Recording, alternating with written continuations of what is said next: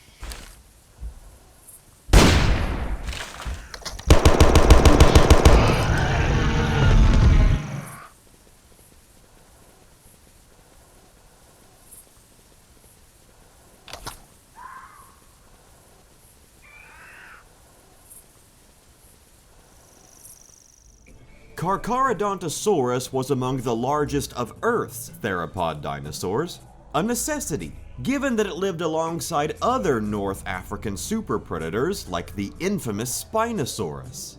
And like FMM's Spinosaurus, this alien Carcharodontosaurus doesn't quite reach the same gargantuan sizes as its Earth counterpart. It's a heavy animal, with some of the largest specimens exceeding 10 tons in weight, but it's also a very compact animal, settling into a similar stature as the Ceratosaurus. Big and bulky, but definitely not a towering monster in the same class as behemoths like Tyrannosaurus. Despite its shorter, stockier size, however, Carcharodontosaurus has been known to rival Rexes in terms of territorial aggression, often showcased by snapping its jaws, thrashing its mighty tail, and unleashing ear-piercing shrieks to intimidate opponents, without running the risk of damaging its delicate jawbones in combat. If intimidation doesn't work, the carnivore is capable of intense but short bursts of speed to charge and stun rivals with a paralyzing body slam, but it can't sustain these high-energy breaks for long. As such, running down swift or armored prey is not a viable strategy for this heavyweight predator. Instead, FMM's Carcharodontosaurus prefers to spend its days wading through the shallow waters of Vengar fjords like a grizzly bear, snapping up any fish or aquatic reptiles that swim into the range of its narrow jaws. This allows the amphibious dinosaur to avoid most competition, freely sharing the food-filled fjord's waterways with the many Spinosaurus subspecies that patrol the wetlands hunting smaller dinosaurs, and managing to stay out of the way of larger terrestrial predators like the invasive Acrocanthosaurus. Although the Carcharodontosaurus is a bit slow and cumbersome on land, much of Vengar fjords is broken up by freshwater rivers and streams. And in the water, this amphibious hunter becomes an entirely different beast. FMM's shark-toothed lizard is a strong, active swimmer, using its powerful tail to freely navigate the fjord's scattered river systems. Many herbivorous inhabitants of the dinosaur planet that would ordinarily brush off a Carcharodontosaur attack struggle when crossing these waterways, which gives the nautical predator an exclusive opportunity to attack and drown large prey attempting to swim across, and then feed on the submerged remains at its leisure, showcasing its unique advantage over the strictly terrestrial predators of the fjord. Some Carcharodontosaurs, however, have adapted to a more terrestrial lifestyle, as a rarer subspecies of the dinosaur has carved out a niche hunting the slow-moving synapsids that reside in the swampier, more forested areas of the western central sector, like Fort Siskin. The open woodlands and warm marshes of Fort Siskin provide a rich and thriving ecosystem for a variety of alien dinosaurs. But with so much bounty comes steep competition, and surviving here is a challenge for anyone, but especially for a dinosaur typically much more at home in the water. Moschops and Dimetrodon make easy prey, and every predator knows it. As such, this elusive subspecies of Carcharodontosaurus often faces fierce competition from the fort's native species of Giganotosaurus, as well as the smaller subspecies of Siskin Tyrannosaurus, and as such, is not near as successful as its more tropical, coastal relative. This makes even sighting one of these forest-dwelling Carcharodontosaurus a rare treat, and Dino Hunt Corp typically restricts hunting this species save for special conservation-funded license drawings. Personally, I think this Carcharodontosaurus add-on is great, animated beautifully and sounded appropriately, with lots of harsh hisses and shrieks, and it's nice to see Cretaceous Africa's other big theropod finally brought to life in-game. The dinosaur's iconic curved skull shape is perfectly captured on the model here, complete with the narrow yet deep jaws and rows of shark-like teeth, perfect for snapping up unwary hunters. The overall body structure is very unique compared to most FMM theropods. Squat and bulky, but with a graceful curvature to the silhouette. And while the Warpath-inspired blue and green color scheme is really cool on what I imagine is the more tropical type variant, I think the more naturally colored sub-variant fits much better into the Carnivores universe, with the rich, earthy tones of gray and brown beautifully painted over that pebbly, Canon-style skin texture. The homage to Cretaceous Africa doesn't stop there, however, as Will and Inspector have also teamed up to craft an outstanding FMM Ouranosaurus, a duck-billed dinosaur identified by its distinct Spinosaur-esque dorsal sail.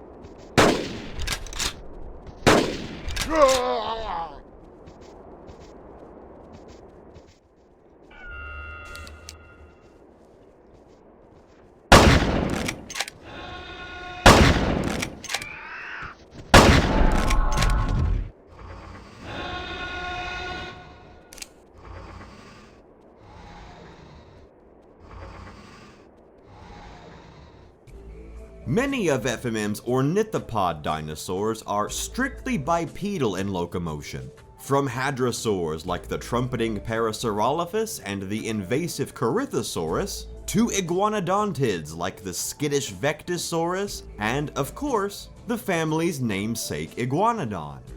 Ouranosaurus is unique among these alien herbivores, however, in that it walks quadrupedally in a horizontal stance, but shifts into a bipedal stance to run, similar to Tatum's Iguanodon from the Carnivores mobile ports. And like the mobile port Iguanodon, this hefty herbivore can be quite territorial, and will charge intruders from considerable distances to attack with powerful kicks from its front legs, mighty lashings from its whip-like tail, and bone-snapping bites from its toothless beak. Aside from its aggression, what really sets Ouranosaurus apart from FMM's other ornithopod dinosaurs is the eye-catching neural sail that runs from the base of its neck to the base of its tail.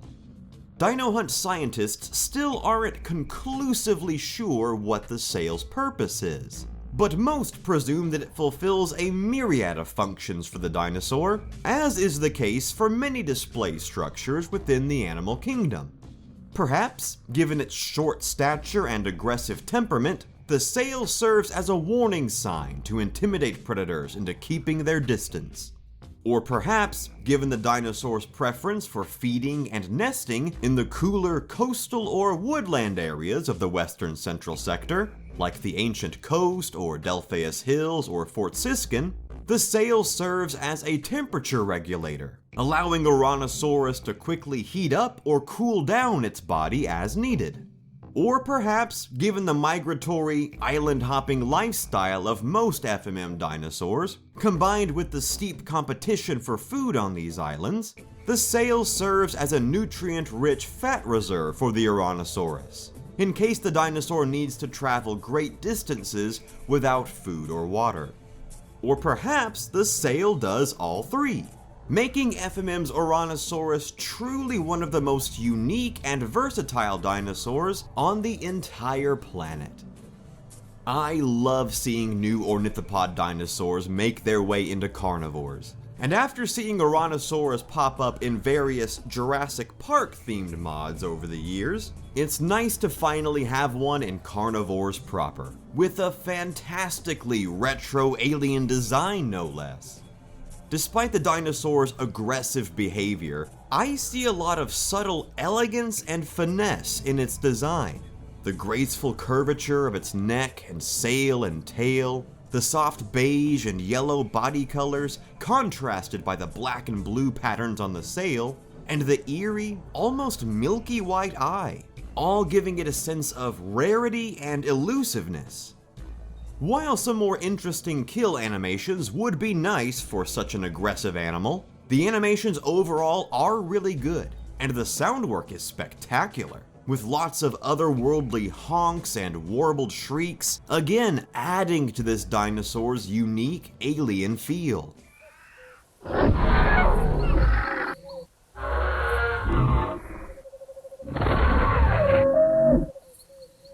But that's not all. The ornithopod love continues with another alien duck-billed herbivore that we're showcasing today, a charming Coronosaurus, modeled, sounded, and animated by River Styx.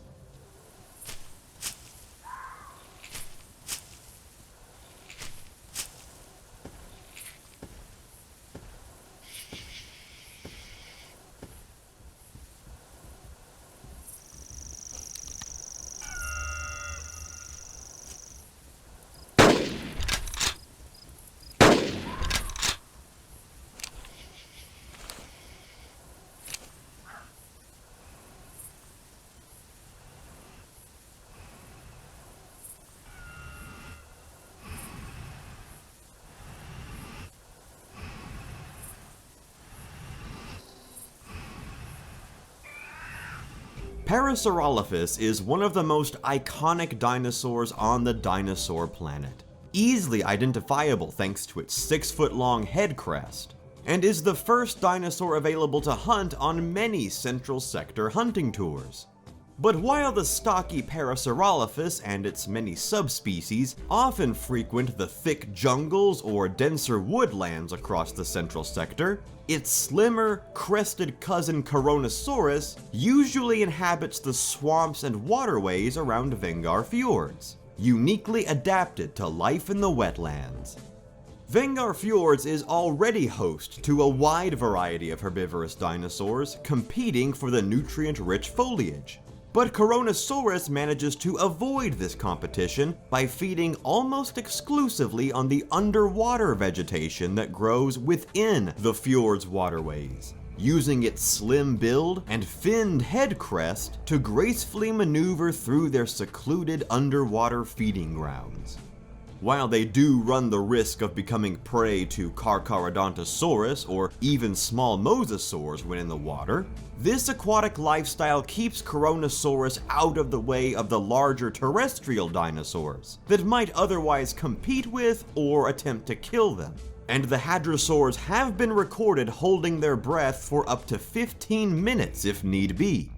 This unique behavior does make finding a Coronosaurus a rare event, but the herbivores do venture onto land to rest and scavenge scraps left in the wake of tree-toppling migratory herds, usually joined by small omnivores like moschops and gallimimus, who all work together to keep a wary eye out for predators while they feed on the leftovers. As soon as someone senses danger, Coronosaurus will dart back beneath the waves, temporarily safe in its submerged sanctuary. This Coronosaurus is a really nice add-on, one of River Styx's first Carnivores mods ever if I remember correctly, and it makes a great replacement if you're getting a little tired of seeing Parasaurolophus show up on every Central Sector tour. The design is overall quite slender, almost like a salamander compared to the Parasaurolophus's frog, with the whip-like tail, webbed head crest, prominent dewlap, and horizontally slit pupils, really helping this dinosaur stand apart from its terrestrial relative. Just a couple of critiques I've noticed while hunting this dinosaur: the skin membrane connecting its crest is only visible from the left side. Once the dinosaur turns to the right, the membrane disappears. And overall, I do think it could use just a few more animations beyond walk, run, and eat to give it some more personality.